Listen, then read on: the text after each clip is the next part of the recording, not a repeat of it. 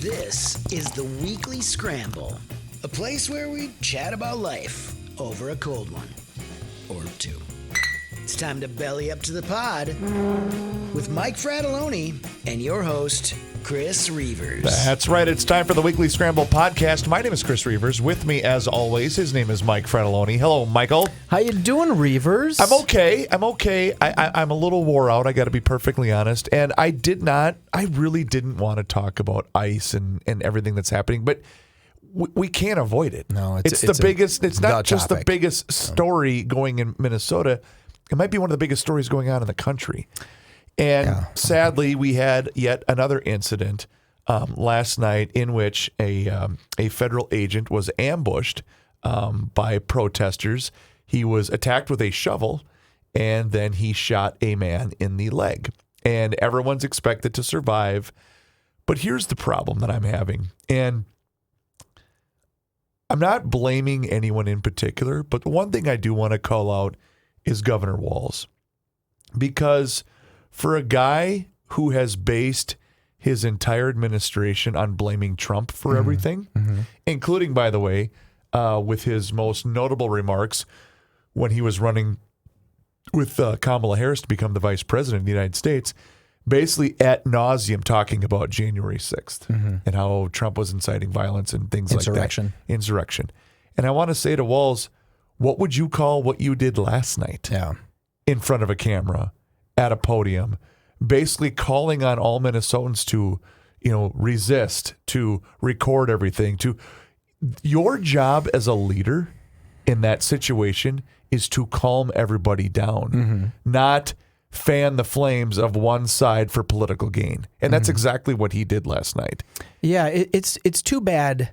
I don't know what the answer is, Rivers. None of us do. No, but you wish that he'd say, be careful. This is dangerous. We potentially can't stop ICE from doing what they're doing here. Stand on the side of the road. Make a sign. Use your whistle if you want. Don't engage them. Don't jump in front of them. Don't drive your cars in front of them. There are things I think you can do to protest this, because I think people have a valid reason to protest. For sure. Right? Yep. And just be careful. Well, and the problem that I'm having is whether it was the sad case involving Renee Good, where she tragically lost her life, but what makes it okay in someone's mind? It's one thing to protest. It's one thing to make a sign. It's one thing to verbally say something to someone or something that you object to. That's one thing. Sure. It's an entirely different thing to either try to intervene, to try to prevent someone from doing their job. It's also an entirely another level to ambush an officer, to hit somebody with your car, we've seen countless videos all over the place where what makes you think that that's okay? And that's the problem that I'm having. I have no problem with people, even though I don't agree with them, I have no problem with people trying to and attempting to voice their own opinion. But what I don't have a problem with is you becoming such an entitled POS that you think it's okay for you to do bodily harm to someone trying to do their job. Now, whether you agree with them doing their job, that's a completely different subject matter. But that's the problem that I'm having. Okay, help me get into the head of someone who's doing this.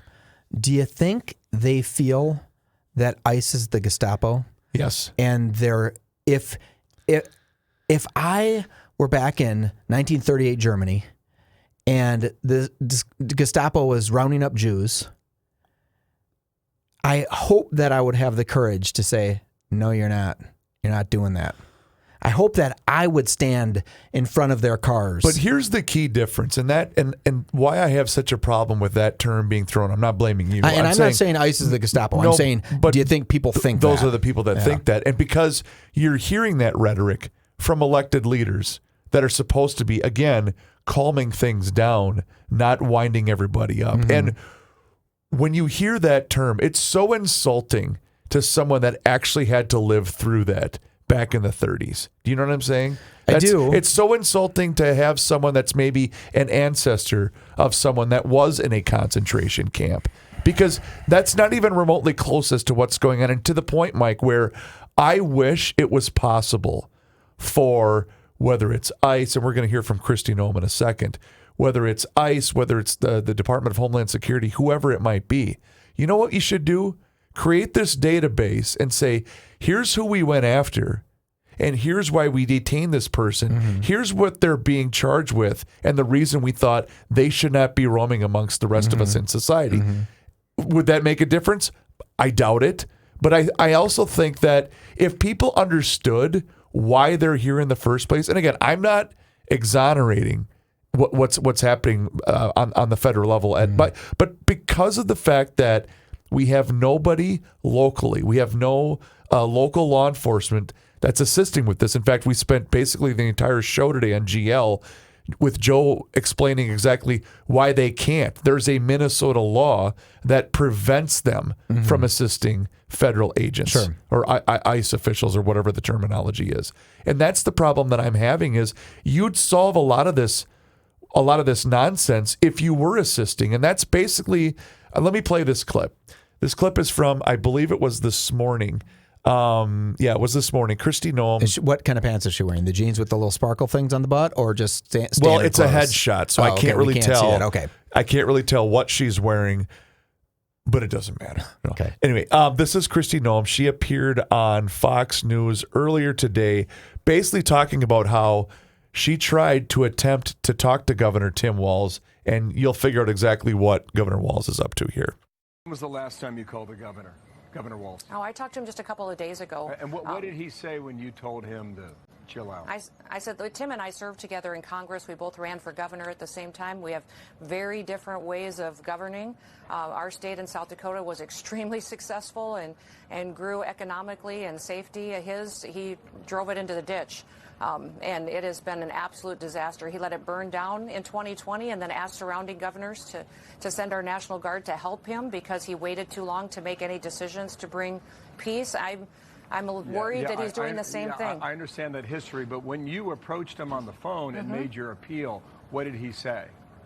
I said, sir, listen, Tim, you know the situation, what's going on. We are enforcing federal law. If you don't like the laws, go change them, but don't do it by giving place to these protesters and rioters that are perpetuating violence. And I said, you have my personal cell phone. You call me. If you need me, you call me. We will be there to help back you up, but protect your city, protect your state. And he paused for a few seconds, and he just said, yeah, okay.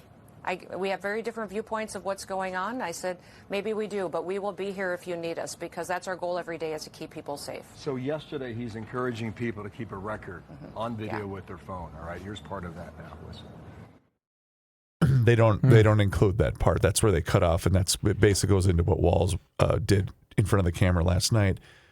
But that's, again, it's the complete denial of any wrongdoing, and the more that happens, Mike, the more it leads me to believe that there's more here than meets the eye. And allow me to explain.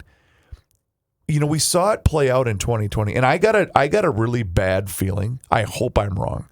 I got a really bad feeling that the way we're heading towards another George. Now, it's going to help that the weather's so lousy and it's going to be a brutally cold weekend. But I have a really bad feeling that that's where we're heading right now with all of this.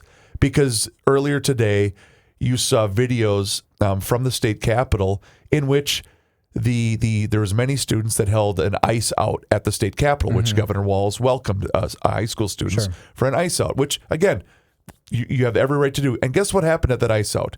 All of the students started fighting with each other. I mean, we are such a bleeping mess right now as a state. It makes me embarrassed. Let's go back to the genesis of this problem. Like, because we are a sanctuary town, Minneapolis and St. Paul, right? I assume we have more illegal immigrants in this town because we are a sanctuary city. No question. So when that happens, if we weren't a sanctuary city, would we just have a standard amount of illegal immigrants, right? And then ICE won't have to be here. I think to answer your question, I'm going to say yes, but maybe not. And here's why.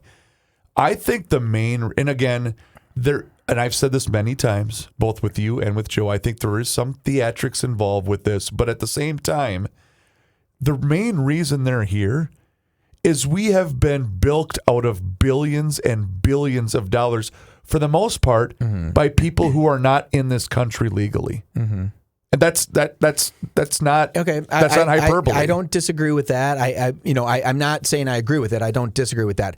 I'm still having some major problems, Reavers. I'm having major problems with the fact that the federal government is here whipping through our city, pulling people who are not necessarily illegal immigrants over, asking people for their papers, detaining people that may or may not be illegal. Something rubs me really wrong with that. And I can't fathom, I don't know if it's libertarian, I don't know if it's conservative, I don't know if it's old school Democrats. We don't like that. I don't want, this is a slippery slope. And if you can't see it, something's really wrong. Yeah. If you can't see that we have ICE today and federal troops tomorrow, if you can't see that, I'm afraid, right? That becomes a whole different scenario when somebody says, and no one's said this yet, now we need to send troops in to support the ICE agents. All of a sudden, now we have federal troops here with ICE agents. I'm just pontificating on what it could be, right? I don't want that. I don't want that, Reavers. I want my state to be singular. I want my government to be small g. I want decisions to be made localized. Sure. I don't want the power of the federal government to roll into our town and start asking my buddies that are Indian or Pakistani to show me their papers. I'm going to tell you, Chris, if someone pulled me over and they said, "Oh, you don't have papers, Mike," and they detained me for 10 hours, and I'm a born U.S. citizen and I have full papers, but I didn't have them with me, I just had my driver's license, and they detained me for 10 hours, I would sue them for $100 million. So I can't express to you how livid pissed I would be off. What's the difference of a brown-skinned person getting pulled over and they're saying, we can't tell who you are, we're going to hold you for a little bit? Bullshit, you're going to hold me for a little bit. Is that different than when during COVID in this state we had to drive around with a piece of paper that said I'm an essential employee? Same exact issue. Okay. Same exact issue. I don't like federal I still government have mine, by the way. overreach. I still have my paper. I don't like Minnesota government overreach. Yeah. I don't like any government overreach. Period. I don't like any government. Picture yourself, Reavers, driving with your kid down the road, and you get pulled over, and a cop, an ICE agent, asks you questions. I would lose my shit. I don't know. I mean, I actually wouldn't. I'd say, "Hey, my name's Mike. I live in, XYZ town. I've lived here since then. You can go look at me." I don't know. I do everything to prove it. But boy, they are detaining people, Reavers, that aren't illegals, that are Minnesotans, that have been here for many years and live here their entire life. What would you do if they stole 10 hours of your time? I would be pretty upset. I'd hope you'd be more than upset. Hey, let's come back to this for a second. But I didn't mean to get you all wound up right away, but let's talk about We Are Nuts and wearenutsmn.com. It's a local, wonderful, family-owned operation making hand batch snacks right here in the great state of Minnesota. And it's a wonderful revelation, and it's been such a fun partnership with them. It doesn't matter what snack you're in the mood for, whether it's the cinnamon toffee peanuts, which are a big hit in the Reavers household, the cashews, which is a fan favorite of myself and the Mayor Joe Souchere, the maple bourbon toffee almonds, the chocolate covered almonds. They're fantastic. And you know what? You can see every single one of their snacks online at wearenutsmn.com. Available at all of your Fratelloni's Hardware and Garden Stores locations, Max Hardware, County Market, Coburn's, Cub Foods, Lunds and Barley's, Kowalski's Markets, and Quick Trip also is now carrying the We Are Nuts brand. The 183 cashews or whatever. Remember when we did that tour? So and they're like, fantastic. Our cashews are 183 cashews. I'm like, I don't know what that means. And they're like, well, dope, it means we get the biggest, the best cashews. Am I doing Donald Trump there? I think so. I kind of like, he went right through my body to do it. But they were really hyped up on the quality of their cashews. Whole cashews, huge cashews, delicious cashews. They're like baby shrimp. That's how big they are. They're fantastic. They are. Again, wearenutsmn.com. Please let them know that you heard about them on the Weekly Scramble podcast. We will be right back. All right, I want to stick with this for another minute or so, because I got an email, Mike, that kind of, I want to answer your question this way. This comes to us from our buddy Mark Hoffman, who listens to the show all the time. Thank you, Mark. Talking about the Minneapolis police force. And I want to help you understand this. In the press conference last night, Frey said that Minneapolis only has just under 500 members of its police force, and therefore can't help ICE. That was Frey's excuse. I looked up the mandate, and we are still down from George Floyd weekend over 30%. It should be over 650 officers. And so, Mike, to answer your question, two things I want to point out. Number one, the numbers are down because I can't blame any police officer that said, bleep this, I don't want to deal with it. In fact, I know a couple that are literally counting down the minutes until they get the proper amount to basically retire. Sure. Okay, so there's years of service, and so you're dealing with a smaller force to begin with. Number two, we brought this up the other day. I believe it was Liz Cullen that reported that over 70 of those remaining 490, whatever it is, have already applied for the Minnesota Paid Family Leave Act. Oh, wow. Are you kidding me? I'm not kidding you. So here's the other part of that. The police force in the state has been basically, whether it's the city council, whether it's the city council or any other Democratic-led office, the police force has been demonized to the point where that's what's helped make these protesters feel so emboldened that they can attack a federal agent. And that's so what I'm trying to get at here is when you feel helpless, like as a tax-paying citizen for me, I feel helpless, and I'll tell you why. Number one, the police force, they're just outnumbered. They can't get to every call right now. Sure. And I literally don't think they'd have the time to help ICE. They just wouldn't have it. But more importantly, if they're not being handled at the local or the state level, who the hell is supposed to be doing this? Because even if the bad guy is apprehended and they're brought forward to someone like Mary Moriarty, she's not going to prosecute them. The entire judicial system, from the Hennepin County attorney or the state the state attorney Keith Ellison, it's a joke. So we're going back to the sanctuary city thing, because you made a really good point, Reavers. If just in the natural course of business over the last 20 years, if we would have arrested somebody, right, and then we found out that they weren't a citizen, and then we found out when we arrested them, we proved that they were guilty of some crime, we could have detained them and said to ICE, hey, here's someone, you can deport them. Right? Right. Just so. But I'm going to help you. Yeah. They can't. No, they can't today. But if we could have just done the basics, right? We could have said, oh, this person, we don't have any background on them. They're not legal to be in the state of Minnesota. They just committed a felony. Let's deport them. If we would have just done that, we won't be going through what we're going through now. Well, that's just it, Mike, because I remember there was a video, and I believe it was Florida, because have you seen the videos from this sheriff? He's gone viral a couple of times with some of his stuff. I'm sure I have. On Florida. But basically there was a small number of protesters that were trying to prevent ICE from taking, and he said what these people don't understand is why ICE agents were there. This was a 30-year-old man, and he was accused, later convicted, of raping an 11-year-old girl. He was also charged with drug trafficking and things like that. And that's my point. You as a harebrained citizen want to prevent that guy from being detained? What is wrong with you? So, okay. Because you don't know, and again, I don't know, and you don't know either. You don't know. I'm not saying you. I'm saying the protesters. John Q. Public or whatever, I'm saying John Q. Public. Yep. You also don't know why ICE is there. Sure. I'm having a real hard time with this. I'm telling you, I really am having a hard time with it. I don't want Minneapolis police to work with the hand of the federal government. First of all, they can't do it. They're can't. too busy. They don't They have have too enough much shit manpower. going on. Yeah. They have enough stuff to handle. Yep. But do I want them? I mean, I am worried about government overreach. I am really worried about government overreach. That's fair. I wasn't so worried about government overreach 3 weeks ago because the federal government wasn't running roughshod through our city.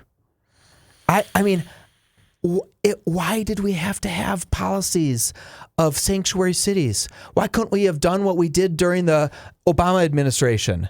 You had a criminal, you caught the criminal, you said, wow, that's unacceptable to do. And by the way, you're not legal to be here.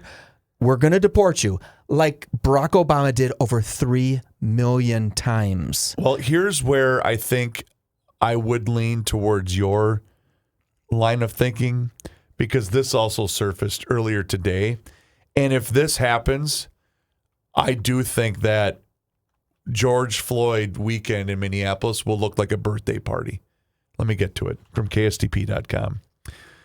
President Donald Trump today threatened to invoke the Insurrection Act, allowing him to deploy troops as protests against immigration and customs enforcement persist in Minneapolis. Trump made the threat after a federal officer shot a man in the leg in Minneapolis Wednesday night after being attacked with a shovel and a broom handle. The incident further heightened the sense of fear and anger radiating across the city a week after an immigration agent fatally shot a woman. Trump has repeatedly threatened to invoke the rarely used federal law to deploy the U.S. military or to federalize the National Guard for domestic law enforcement over the objections of state governors.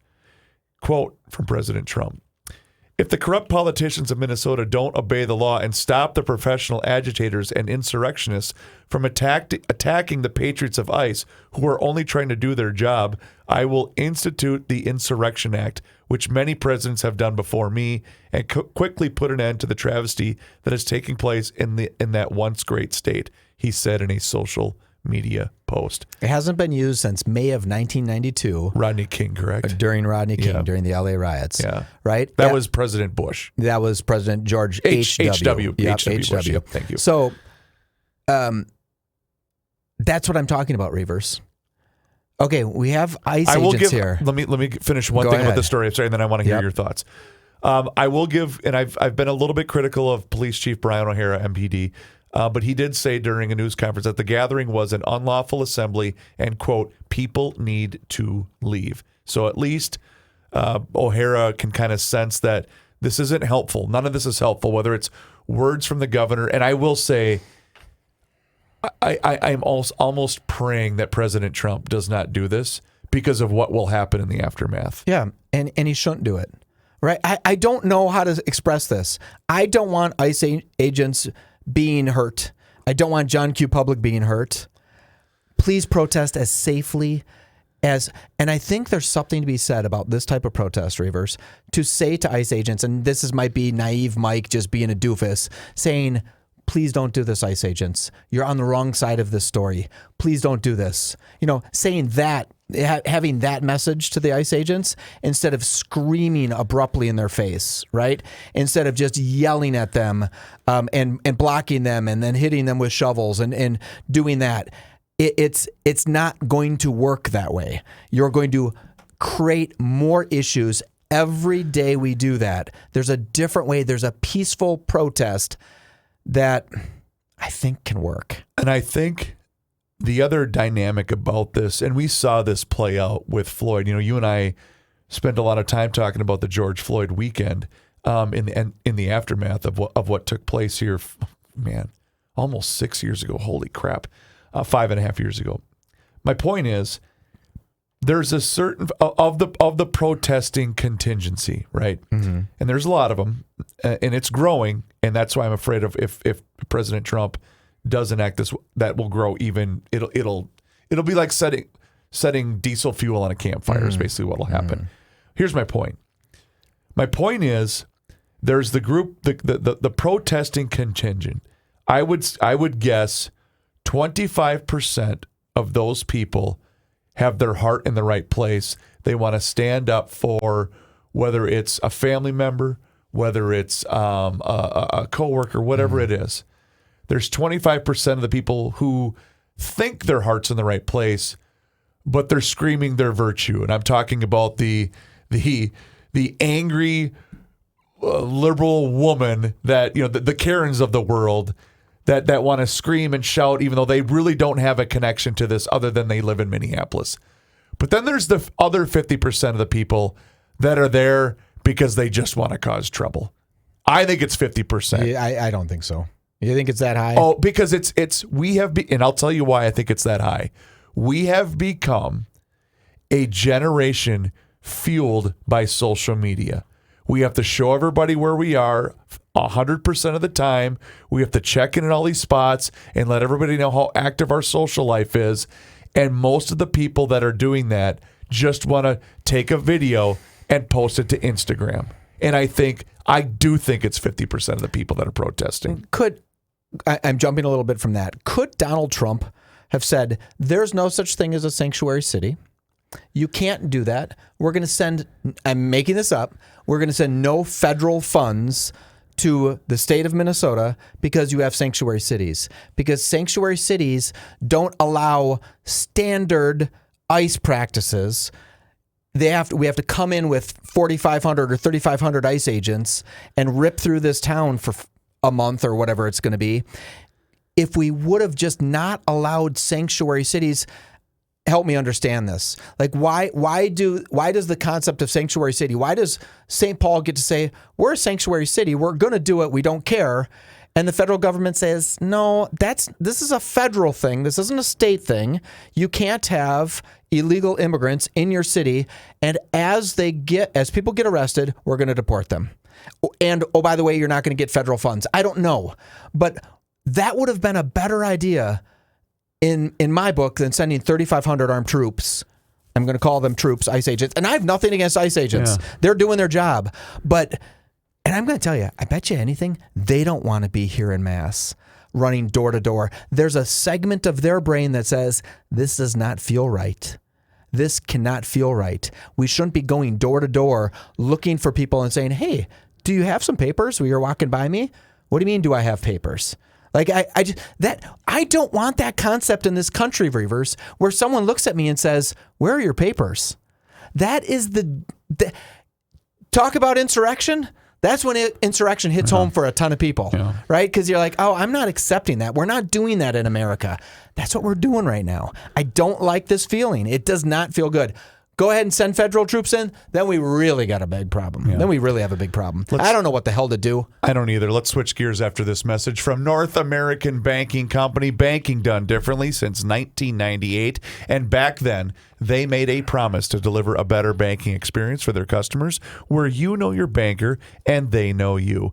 And while a lot has changed since then, this commitment to being a true community bank in the Twin Cities, that has not. And you get that feeling anytime that you walk into any one of their 6 Twin Cities locations, whether it's Roseville, 50th in France, Woodbury, Hastings, Shoreview, and also in Maple Grove. They offer all of the same online and updated mobile banking tools as all of those other big national banks. But the key difference is you're going to get the unparalleled service of a community bank. And they are also locally owned and operated. Here's why that's important. That means loan decisions are made right here in the Twin Cities. They are not sent out of state. So this helps all of you business owners solve problems quickly and also expand your business with confidence. You see, they deal with numbers every single day, but you, your family, and your business are never going to be one of them. So check them out online today. It's nabankco.com to learn more. Once again, it's banking done differently. North American Banking Company, member FDIC, is an equal housing lender. The Weekly Scramble. We will be right back. I desperately want to switch gears. I really do. It's one of those things, Mike, where, whether it's our show, GL, you have to talk about it, but there's no good answers. There's no good answer. And people on both sides of this are contacting me. And right? I will say, we get so much mail when it comes to stuff like this, or email when it comes to stuff like this, that no one is going to change their opinion. No one is going to see a different angle on this particular story. Everyone is kind of set in their ways. And again, that's what makes this country great, is you can have a different opinion from somebody else. So that's what kind of makes a story like this so freaking exhausting. In fact, do you know what we did for show prep today? I had a cigarette. No. What? I was explaining to Joe what WAR is in baseball. Okay. Wins above replacement. Because I had said, John Haidt and I we were able to get away with talking about baseball before the show started because Kenny wasn't here today. Okay. That's the only reason he didn't why. shut you down. And so we started talking about that. Joe goes, I've never understood WAR. And then I talked about the great tirade that Royce had years ago about, I don't need WAR to tell me that Willie Mays was a good baseball player. Anyway, that's what we talked about before the show. Nice. And I said, can we just talk about this today? Can't we just record this for a while? I quickly looked up why can't the federal government make sure that towns are not sanctuary cities. The 10th Amendment, I don't know the Constitution well enough, the 10th Amendment reserves power not given to the federal government for the states and people, preventing the federal government from forcing states or localities to enforce federal immigration law. And then the anti-commandeering doctrine, the Supreme Court had interpreted the 10th Amendment to mean that the federal government can't issue directive or command state and local officials to administer federal programs, including immigration enforcement. So there is legislative and constitutional law that says the federal government can't demand that St. Paul's not a sanctuary city, right? Here's the text of that. Yes. The powers not delegated to the United States by the Constitution nor prohibited by it to the states are reserved to the states respectively or to the people. Okay. I want that. I want the state to be in command.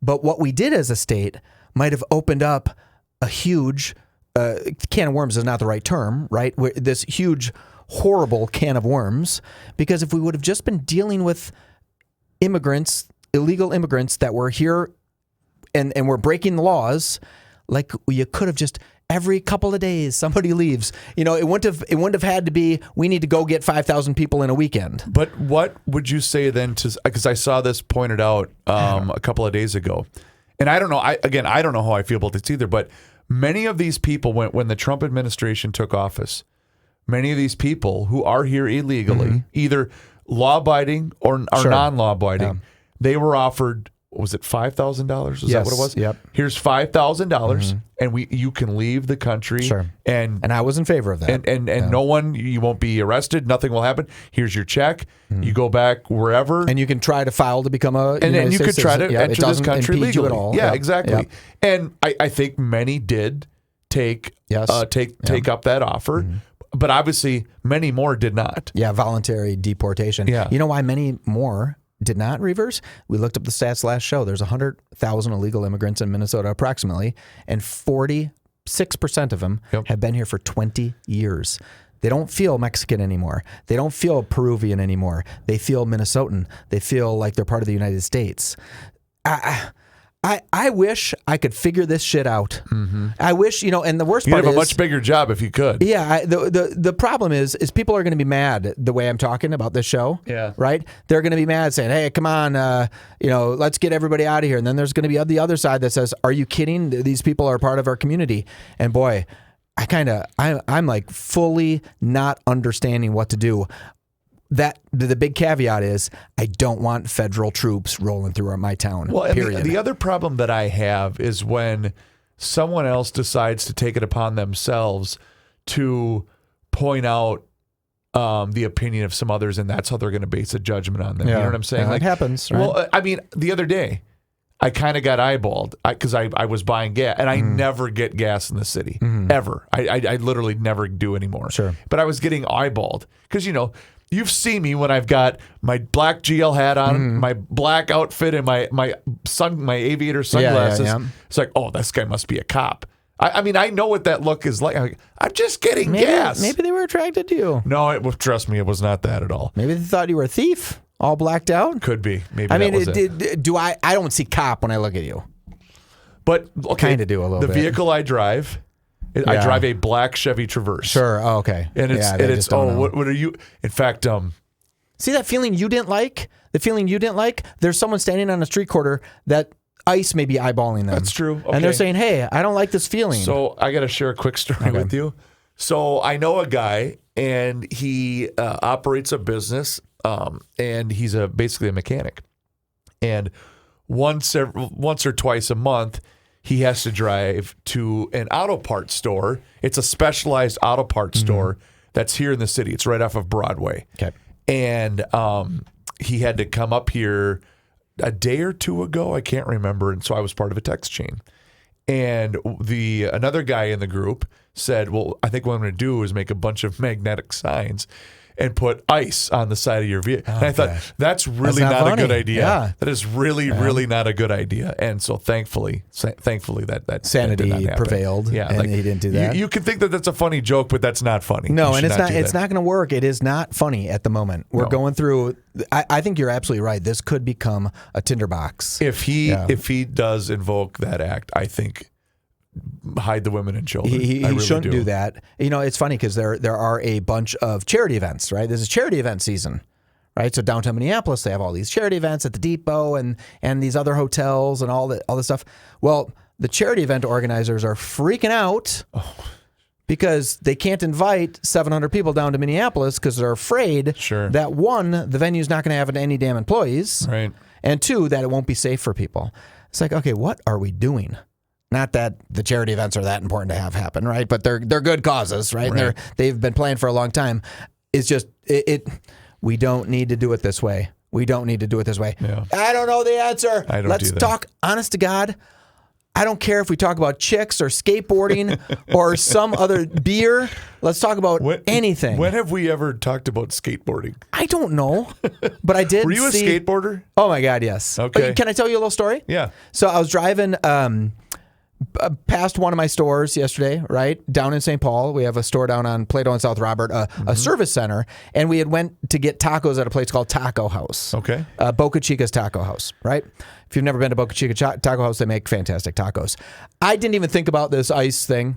I just went there and I thought, oh, well, you know, I was with my daughter. She actually said, "Do you think it'll be open?" And I said, "Well, it's early. It's 7:00. Yeah. Why wouldn't they?" She goes, "Oh, no, but because of ice." I thought, oh, crap.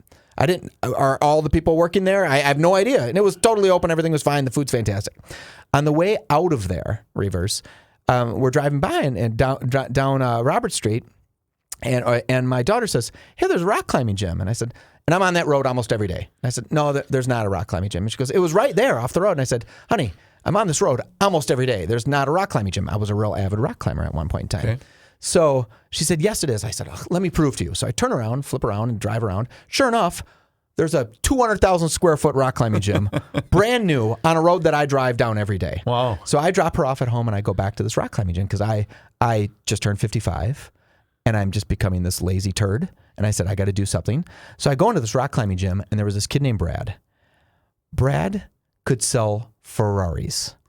This kid was unbelievable. Sure. Let me show you. Here's the community that we have.